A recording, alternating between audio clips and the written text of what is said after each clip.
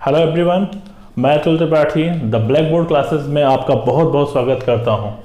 Gauss नियम के अनुप्रयोग के द्वितीय भाग में हम आज आपको बताएंगे एक समान आवेशित अनंत लंबाई के सीधे तार के कारण वैद्युत क्षेत्र की तीव्रता। यहाँ पे आपको इस फिगर को पहले समझा देते हैं कि आपके पास की ये अनंत लंबाई का एक सीधा तार है, ठीक है। इसकी लंबाई को हमने अनंत डिनोट कर लिया है कि ये अनंत लंबाई के रखा है। अब इस अनंत लंबाई में आपके पास में किसी उसके एक पर्टिकुलर पार्ट पे अगर देखा जाए तो वहाँ के कारण आपके पास वैद्युत क्षेत्र की तीव्रता ज्ञात करनी है किसी एक ऐसे पॉइंट पर जो इस तार के लंबवत दिशा में बाहर की तरफ कहीं पर है।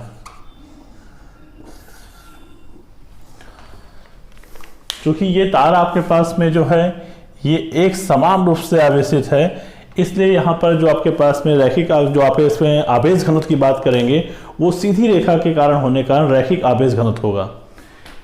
तो ये मान लेते हैं कि जिसका जो रैखिक आवेश घनत्व है यानी इसकी एकांक लंबाई पर जो आवेश है उसका मान लैम्डा है। तो जैसा कि हमने आपको पीछे बताया हुआ है, इसकी पहले कक्षा में जब आपके पास में जो है फ्लक्स के बारे में आपको बता रहे थे तो वहाँ पर हमने रैखिक आवेश घनत्व के बारे में जिक्र किया हुआ है कि रैखिक आवेश घनत्व क्या है। तो रैखिक आवेश घनत्व एक बार आपको रिवाइज कर देते हैं कि अगर आपके पास में कोई तार है जिसकी लंबाई स्मॉल एल है, ठीक है, जैसे मान लेते हैं हम यहाँ पर इसे भी एल नहीं मान रहे हैं, ये आपके पास में जो हमने गाउस का बनाया हुआ है जो गॉसियन पृष्ठ, इसके बारे में बाद में बात करते हैं। अभी जो है मान लेते हैं कि हमारे पास में जो आवेश घनत्व कोई तार है उसकी लंबाई एल है, ठीक, उस पर आवेश क्यू है, तो उसका आवेश रैखिक आवेश घनत्व लैम्डा क्यू अपान एल होता है।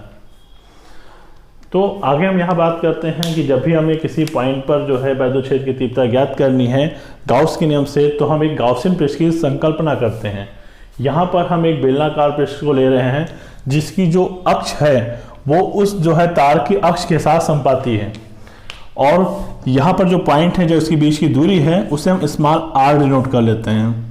तो इस बेलनाकार जो आपके पास एक गाउसियन पृष्ठ बनता है इसकी भी त्रिज्या स्मॉल आर हो जाती है। यहाँ पर हम जो पृष्ठ आपके पास में ले रहे हैं इसकी लंबाई को हम एल मान लेते हैं कि ये लंबाई इसकी कितनी है, ये एल लंबाई है। अब यहाँ पर बात करें कि जहाँ पर हम पॉइंट पर हमें जो वैद्युत क्षेत्र की तीव्रता ज्ञात करनी होती है, गाउसियन पृष्ठ में हम एक छोटा सा हिस्सा उसका लेते हैं जिसका क्षेत्रफल हम ds मान लेते हैं। क्षेत्रफल अगर है तो गाउस के नियम में क्षेत्रफल एक सदिश के रूप में काम करता है जिसकी दिशा भी होती है। किसी भी क्षेत्र पर जो है आपके पास क्षेत्रफल जो पृष्ठ होता है उसके क्षेत्रफल की दिशा लंबवत बाहर की तरफ होती है, तो यहाँ पर भी पृष्ठ की दिशा लंबवत बाहर की तरफ है। गाउसियन पृष्ठ जो बेलनाकार है, बेलनाकार में आपके पास में 3 जिसके पृष्ठ होते हैं, 1, 2 और 3। इसके 3 सरफेस हैं, फर्स्ट सरफेस, सेकंड सरफेस और थर्ड सरफेस। यहाँ पे बात करें तो हर सरफेस की अपनी एक दिशा होगी। अब इसकी दिशा उसकी जो है परपेंडिकुलर आउटसाइड होती है, तो इसकी दिशा इधर की तरफ होगी, और इस वाले पार्ट सेकंड पार्ट की दिशा इधर होगी, थर्ड पार्ट की दिशा जैसे हमने बताया ये है। क्योंकि तार आपके पास में जो है ये एक समान आवेशित है और इसलिए इसके वैद्युत क्षेत्र का निर्माण होगा, एक समान वैद्युत क्षेत्र बनाएगा, उसकी दिशा तार के अवलंबवत बाहर की तरफ होगी। तो यहाँ पर जो आपके पास में दिशा दिखाई जा रही है वैद्युत क्षेत्र की तीव्रता की, वो बाहर की तरफ है। अब अगर हम बात करें पहले पृष्ठ के सापेक्ष, तो पहले पृष्ठ में आपके पास जो वैद्युत क्षेत्र की दिशा है ई और इसकी दिशा है, ये दोनों एक दूसरे के बीच में 90 डिग्री का कोण बनाते हैं, तो यहाँ पर थीटा बराबर हमारे लिए 90 डिग्री होगा। यहाँ पर आपके पास में जो क्षेत्रफल सदिश है या जो आपके पास जो क्षेत्र हमने लिया है या जो इसका वक्र पृष्ठ है, इसके हर जगह पर जो दिशा होगी वो लंबवत बाहर होगी। वैद्युत क्षेत्र की दिशा भी वही है, इसलिए यहाँ पर थीटा बराबर 0 डिग्री होगा। थर्ड पार्ट बिल्कुल सेम पहले की तरह होगा और यहाँ पर थीटा बराबर 90 डिग्री हो जाएगा। तो ये इतना आपके पास में फिगर था। फिगर आपके पास में इसको समझ लीजिएगा फिर से एक बार रिपीट करके। अब हम देखेंगे कि इसके पहले, दूसरे, तीसरे हर पृष्ठ से गुजरने वाला कुल फ्लक्स कितना होता है। तो ये कुल फ्लक्स की मात्रा हम ज्ञात करेंगे, तो इससे बोलेंगे कि गाउसियन पृष्ठ से गुजरने वाला संपूर्ण फ्लक्स, तो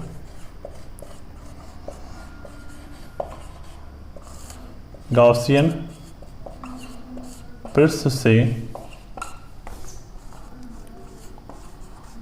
गुजरने वाला संपूर्ण फ्लक्स, जो टोटल फ्लक्स होगा इस गॉसियन सरफेस से गुजरने वाला वो आपके पास में हो जाएगा फाई ई, इसे हम फाई से डिनोट करते हैं संपूर्ण फ्लक्स को। तो पहला सरफेस से गुजरने वाला फ्लक्स फाई 1 होगा, इसी तरह दूसरे सरफेस से गुजरने वाला फाई 2 होगा और तीसरे सरफेस से गुजरने वाला फाई 3 होगा। इस तरह से तीनों सरफेस से हमें जितने फ्लक्स गुजरते हैं उन सभी को निकाल के हम इसे ऐड कर लेंगे। अब एक आपको थोड़ा सा यहाँ पे समझा देते हैं कि जब भी हम जो है फ्लक्स निकालने जाते हैं तो उसकी वैल्यू होती है E इंटू एस। ठीक है, अब हम यहाँ पर जो सपोज करेंगे, यहाँ पे हमारे पृष्ठ पे छोटा छोटा इसे छोटे से क्षेत्रफल की बात कर रहे हैं, तो हम इस s की जगह पे क्या लिख सकते हैं, तो यहाँ पे हम ds लिखते हैं और इस चीज़ का हम समाकलन कर लेते हैं। फिर इसकी जो वैल्यू आती है निकालने पर तो वो E ds cos थीटा होती है और इस फार्मूले में E का एक समान रूप से होता है, वैद्युत क्षेत्र का मात्रा एक समान होती है, इसलिए यह फार्मूला बनता है E ds cos थीटा। ये होता है फाई। अब इसी जगह अगर हम फाई 1 की बात करें कि फाई 1 कितना होगा, तो फाई 1 होगा E ds cos 90 और चूंकि आपके पास में cos 90 की वैल्यू कितनी होती है, cos 90 की वैल्यू होती है 0, तो इस तरह आपके पास फाई 1 की जो वैल्यू हो जाएगी वो 0 होगी। इसी तरह आपके पास फाई 2 की बात करें तो फाई 2 भी यहाँ पे 90 डिग्री एंगल बनाता है, तो इसकी वैल्यू भी 0 हो जाएगी। बात करते हैं फाई 3 की, तो फाई 3 क्या होगा, तो वही आपके पास में यहाँ पर जो आपके पास में cos थीटा नहीं cos 0 है और cos 0 की वैल्यू 1 होती है, तो ये हो जाएगा E ds। अब आपके पास जो हमने ds की बात की है वो इसके वक्रपृष्ठ का है और वक्रपृष्ठ का जो क्षेत्रफल होता है वो होता है 2 पाई आर एल। इस तरह आपके पास जो फाई 3 होगा वो a into 2 pi R L आ जाएगा। तो फाई 1 की वैल्यू आपके पास आ गई, फाई 2 की वैल्यू आ गई और फाई 3 की वैल्यू आ गई। इस वैल्यू को हम यहाँ पर रख देते हैं, तो फाई 1 0, फाई 2 0 और phi 3 a into 2 pi R L. और इस तरह आपके पास में जो कुल फ्लक्स होगा उसकी वैल्यू क्या हो गई, कुल फ्लक्स की वैल्यू हो गई E into 2 pi R L. अब चलते हैं गाउस के नियम से। गाउस का नियम क्या कहता है, तो इसे थोड़ा आप रिवाइज कर लीजिएगा। गाउस का नियम कहता है कि आपके जो गॉसियन पृष्ठ है, गॉसियन पृष्ठ में उपस्थित कुल आवेश का 1/ε0 गुना होता है। तो यहाँ पर जो आपके पास गॉसियन पृष्ठ है इसके अंदर कुल आवेश कितना है, तो ये इसकी लंबाई यहाँ तक L है। इसके प्रति एकांक लंबाई पर जो आवेश है उसे हम जो है लैम्डा से डिनोट करते हैं, यानी रैखिक आवेश घनत्व। तो Q इक्वल टू क्या हो जाएगा, Q इक्वल टू हो जाएगा L लैम्डा, यानी L लंबाई पर जो आवेश होगा वो लैम्डा और इसके मल्टीप्लाई पे होगा, तो कुल आवेश आपके पास में Q equal to L lambda होगा। तो इसको हम यहाँ से शुरू करते हैं गाउस के नियम से। गाउस का नियम क्या कहता है कि गुजरने वाला कुल फ्लक्स जो होता है ये उस गॉसियन पृष्ठ के अंदर उपस्थित कुल आवेश का 1/ε0 गुना होता है। ठीक है, इसे नोट करिएगा। अब फाई ई की वैल्यू हमने निकाला हुआ है, तो फाई ई की वैल्यू आती है E into 2 pi R L और कुल आवेश आपके पास में कितना है, ये है L लैम्डा अपान ε0। इस तरह अगर देखें तो E की वैल्यू क्या होगी, E बराबर हो जाएगा L lambda upon 2 pi R L ε0। L और L कैंसिल हो जाएंगे। इस तरह आपके पास में जो E की वैल्यू आएगी, E इक्वल टू हो जाएगा lambda upon 2 pi ε0 into R. तो ये इसका डेरिवेशन था, ये आप नोट कर लीजिए। आशा है आपको ये पूरा डेरिवेशन समझ में आया होगा और अगर कोई प्रॉब्लम होती है तो आप हमें कमेंट करके बता सकते हैं, हम उसको आपको जो प्रॉब्लम को सॉल्व कर देंगे। इसे नोट कर लीजिए जिससे इसके अगले पार्ट को भी बताया जा सके।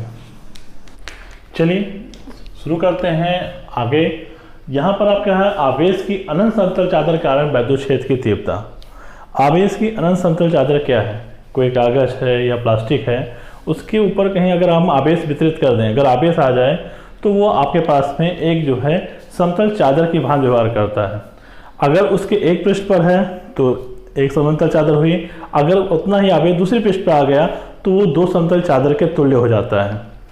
यहाँ पर हम फिगर जो बनाया है इस फिगर की बात कर लेते हैं। ये आपके पास में एक आवेश की समतल चादर है और ये इसका विस्तार अनंत मान लेते हैं कि ये बहुत अनंत रूप से विस्तारित है।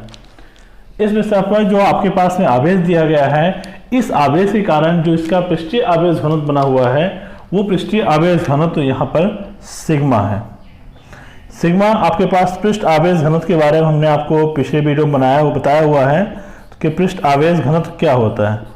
तो पृष्ठ आवेश घनत्व किसी भी पृष्ठ के एकांक के क्षेत्रफल पर उपस्थित जो है कुल आवेश की मात्रा होती है। कुल आवेश इसका हो जाएगा, अगर इस पे Q आवेश है तो कुल आवेश हो जाएगा Q अपान, कुल आवेश Q हो गया और उसका जो है जो पृष्ठ आवेश घनत्व होगा वो Q अपान S हो जाएगा। ठीक है, यहाँ पर हम जो है बात कर रहे हैं कि इस आवेश समतल चादर के कारण इससे स्मॉल r दूरी पर एक पॉइंट P है, जो यहाँ पर है, ये आपके पास में P पॉइंट P है। इस P पॉइंट पर एक वैद्युत क्षेत्र की तीव्रता हमें ज्ञात करनी है। इसी तरह अगर देखें इस चादर की दूसरी ओर उतनी ही दूरी स्मॉल r पर एक पॉइंट P डैश है जिस पर हमें वैद्युत क्षेत्र की तीव्रता ज्ञात करनी है। तो दोनों तरफ ही अपने पास प्रभाव जो होगा वो एक समान दिखाएगा, इसको हमें निकाल के दिखाना है। यहाँ पर हम एक ऐसे गॉसियन पृष्ठ की संकल्पना कर रहे हैं जो इस समतल चादर से होकर जा रहा है और इसके जो है दोनों तरफ जो इसके समतल पार्ट हैं, जो इसके आपके गॉसियन पृष्ठ का जो बेलनाकार गॉसियन पृष्ठ है, जो इसका समतल हिस्सा है वो उसके पॉइंट P और P डैश से होकर गुजर रहा है। यहाँ पर इनके जो है जो क्षेत्रफल है उसे हम ds सपोज कर लेते हैं और यहाँ पर आपके पास में इस पे सब पे जो है एक पृष्ठीय थोड़ा सा जो है आपके पास, जैसे हमने पिछले वीडियो में बनाया था कि इसके 3 हिस्से होते हैं, पहला और दूसरा और ये इसका तीसरा पृष्ठ वाला। तो इन तीनों के आपके पास 3 हिस्से इसमें भी हैं और तीनों से हम यहाँ पे देखेंगे कि जो है कुल कितना वैद्युत फ्लक्स गुजरता है। तो जैसा कि जो है यहाँ पर समतल आवेश चादर है, इसके कारण जो वैद्युत क्षेत्र की तीव्रता की दिशा होगी वो अभिलंबवत बाहर की तरफ होगी। तो यहाँ पर दोनों समतल के जो आप पास में हैं, यहाँ पर इसका जो क्षेत्रफल सदिश होगा वो भी इसी तरफ होगा, यानी यहाँ पर थीटा की वैल्यू 0 डिग्री हो जाएगी। इस जगह पर थीटा की वैल्यू भी आपके पास 0 डिग्री होगी और यहाँ पर जो आपके पास इसका जो है वक्र पृष्ठ है, ये जो है इस बार यहाँ पर जो है लंबवत जाएगा और ये इसके साथ जो है ई के साथ में 90 डिग्री कोण बनाता है, इसे थीटा बराबर यहाँ पर 90 डिग्री हो जाएगा।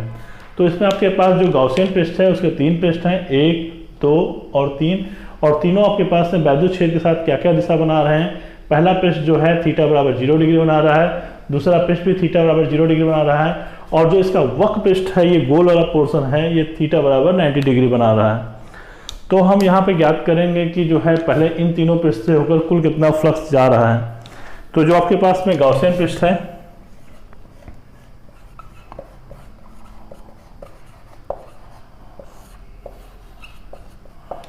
गॉसियन पृष्ठ से गुजरने वाला कुल फ्लक्स,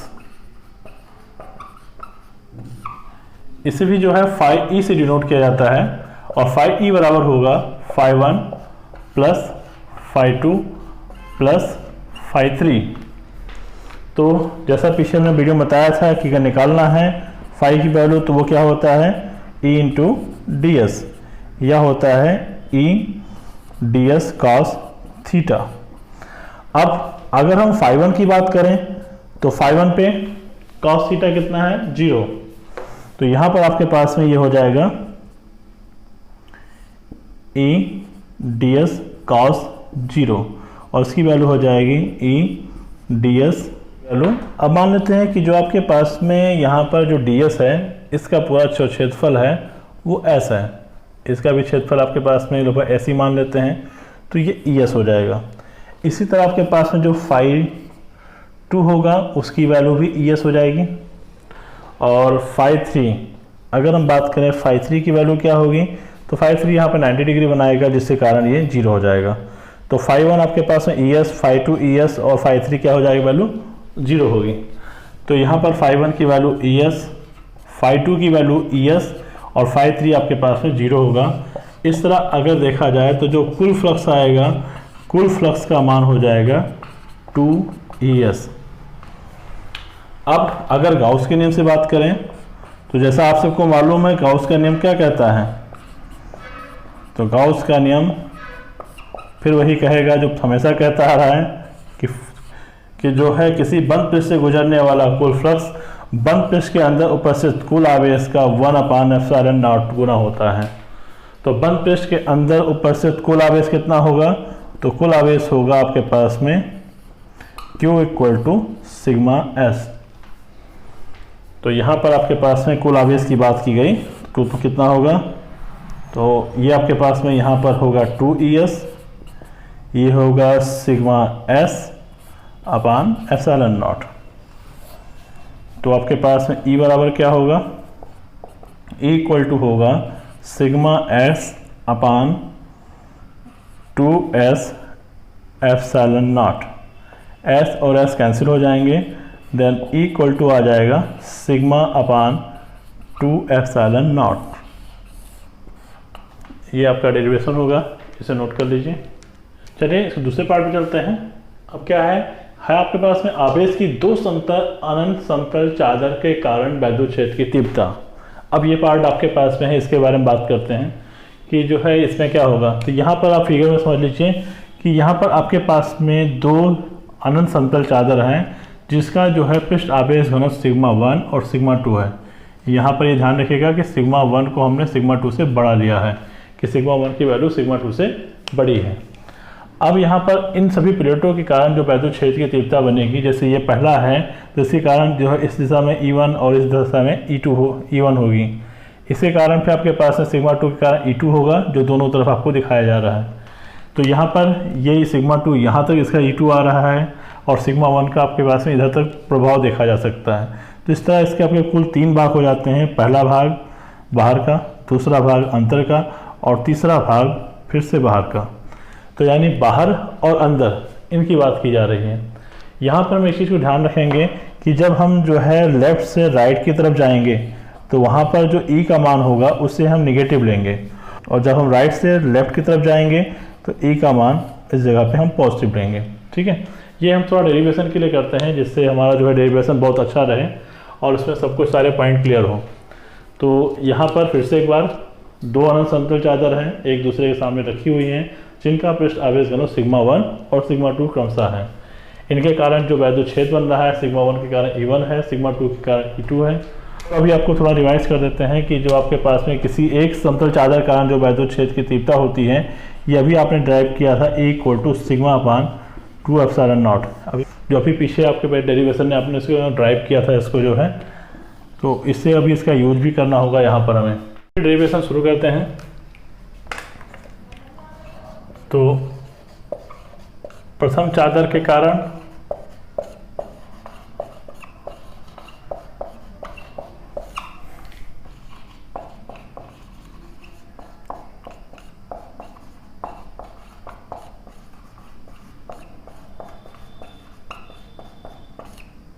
वो होगा E1 = सिग्मा 1/2ε0। इसी प्रकार द्वितीय चादर के कारण वैद्युत क्षेत्र की तीव्रता E2 बराबर सिग्मा 2/2ε0। अतः प्रथम भाग पर वैद्युत क्षेत्र की तीव्रता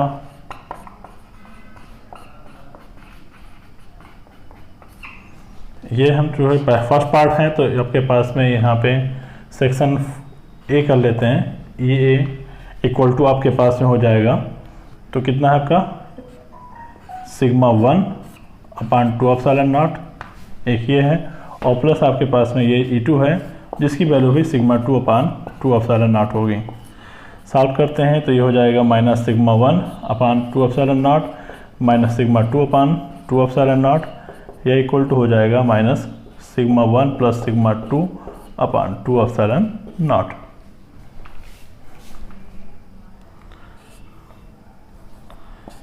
इसी तरह अगर हम द्वितीय भाग पे निकालें, द्वितीय भाग पे जिसे हम EV कहते हैं, तो ये हो जाएगा सिग्मा 1/2ε0, जो कि सिग्मा 1 आपके पास में ये दूसरी तरफ जा रहा है, लेफ्ट आपके पास में यहाँ पर, और E2 आपके पास में अलग साइड पे आ रहा है, तो इसका आपके पास में माइनस की तरफ लेते हैं सिग्मा 2 अपान 2 एप्सिलॉन नॉट, और वैल्यू हो जाएगी सिग्मा 1 माइनस सिग्मा 2 अपान 2 एप्सिलॉन नॉट। और तृतीय भाग को लेते हैं,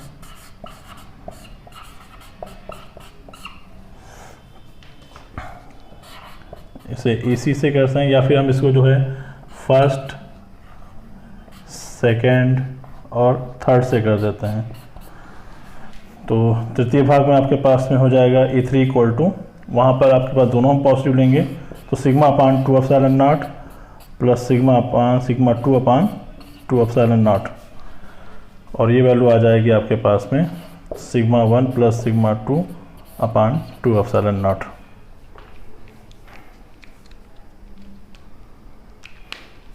तो यहाँ पर आप जो वैल्यू देख रहे हैं कि जो आपके पास में ये पार्ट आया है, पहला पार्ट, ये इस आउटसाइड के बारे में बता रहा है। यहाँ पर जो आपके पास में तीव्रता आ रही है ये आउटसाइड की वैल्यू है, और ये आपके पास में जो है ये दूसरे आउटसाइड की वैल्यू को बता रहा है। यहाँ पर ये जो बीच वाला आपके पास में निकला है ये बीच वाले पार्ट की वैल्यू को बता रहा है। तो अगर हम परिमाण के रूप में बात करें तो परिमाण में क्या देखते हैं कि आपके पास में जो आउटसाइड है, इधर का आउटसाइड उधर का जो आउटसाइड है, दोनों का परिमाण बराबर है, केवल दिशा का अंतर है। इसमें दिशा इधर जा रही है, उसमें दिशा उस तरफ जा रही है, इसलिए साइन का अंतर है जो केवल दिशा का अंतर बताता है। बाकी परिमाणात्मक वैल्यू अगर देखा जाए तो जो है आउटसाइड, दो अनंत समतल चादर के कारण जो आपके पास में आउटसाइड का जो वैद्युत क्षेत्र की तीव्रता होगी वो दोनों एक समान है। और यहीं पर अगर आपके पास मिड की बात करें तो मिड में उन दोनों का जो है difference upon 2 upon epsilon not होता है।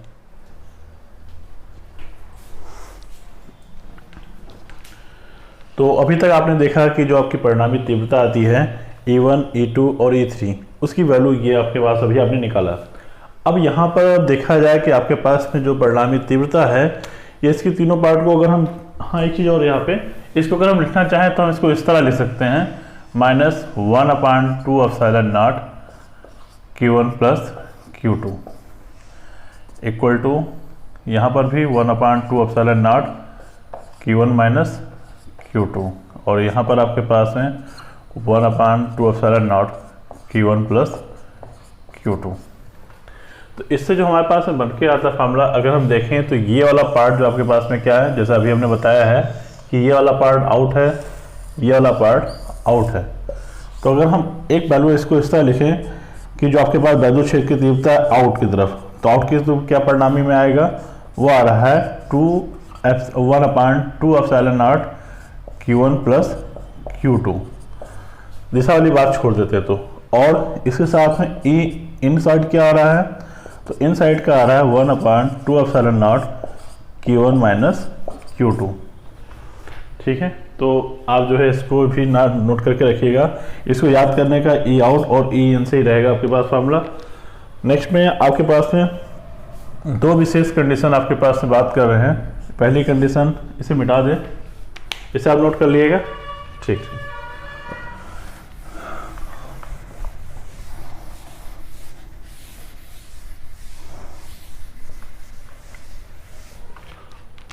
तो दो विशेष कंडीशन है। पहली कंडीशन आपके पास में कंडीशन फर्स्ट क्या होगा, यदि sigma 1 equal to plus sigma तथा sigma 2 equal to minus sigma, ऐसा हो जाए तो आपके पास में E आउट क्या होगा, उसकी वैल्यू, तो आपके पास जैसा आपने लिखा 1 upon 2 epsilon not Q1 plus Q2 होता है। तो इसको सॉल्व करते हैं, 1 अपान 2 एप्सिलॉन नॉट और यहाँ पे Q1 प्लस माइनस Q2 हो जाएगा, सॉरी Q1 नहीं माइनस Q2 होगा इस पे, और इस तरह जो इसकी वैल्यू आएगी 1 upon 2 epsilon not sigma minus sigma, और इसकी वैल्यू 0 हो जाएगी। इस तरह जो है E आउट 0 होगा। इसमें बात कर ले E इन की, E इन कितना होगा, तो E इन की वैल्यू होती है 1 अपान 2 एप्सिलॉन नॉट, फिर वैल्यू आपके पास में Q1 माइनस Q2 है, वैल्यू को उठा के रखते हैं तो 1 अपान 2 एप्सिलॉन नॉट ये हो जाएगा सिग्मा माइनस माइनस सिग्मा, और जो वैल्यू आएगी 1 अपान 2 एप्सिलॉन नॉट ये हो जाएगा सिग्मा प्लस सिग्मा, और ये आपके पास में आ जाएगा E in equal to 2 sigma upon 2 epsilon naught, और ये 2 कैंसिल हो जाएगा। देन ई इन की वैल्यू आएगी सिग्मा अपान एप्सिलॉन नॉट। तो ये ई आउट हो गया आपके पास में। तो यहाँ पर ई आउट जो है, अगर सिग्मा की वैल्यू दोनों परिमाण में बराबर हो, बस उनमें अगर साइन का अंतर हो जाए तो ई आउट शून्य हो जाएगा और ई इन की value sigma upon epsilon not हो जाएगी। नोट कर लीजिए। तो हम दूसरा पार्ट बता दें इसका।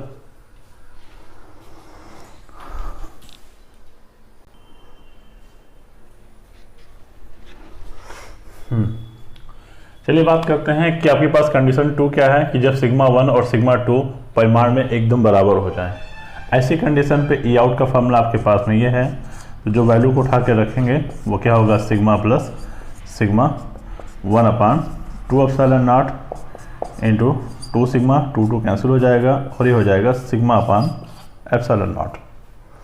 ये आ जाएगी वैल्यू आपके पास में ई आउट की, यानी वैद्युत क्षेत्र बाहरी तरफ क्या होगा, सिग्मा अपान एप्सिलॉन नॉट। और अगर बात करें ई इन की, तो ई इन कितना होगा, इसकी value 1 upon 2 epsilon not Q1 minus Q2 होती है। तो 1 upon 2 epsilon not Q1 minus sigma minus sigma होगा, और ये हो जाएगा, ये वैल्यू इसकी 0 हो जाएगी और ये टोटल वैल्यू आपकी 0 आ जाएगी। तो ए इन यहाँ पर 0 हो जाएगा। तो ऐसे में क्या देख रहे हैं कि आपके पास है कि अगर जो है सिग्मा और सिग्मा की जो दोनों परिमाण अगर बराबर हैं तो वहाँ पे आउट जो है सिग्मा अपान एप्सिलॉन नॉट हो जाएगा और इन में वैल्यू आपके पास में 0 हो जाएगी। तो ये आपके पास में है, इसको नोट कर लीजिएगा। ये दोनों कंडीशन से क्वेश्चंस आते हैं और आपके न्यूमेरिकल में बहुत सॉल्व करते हैं।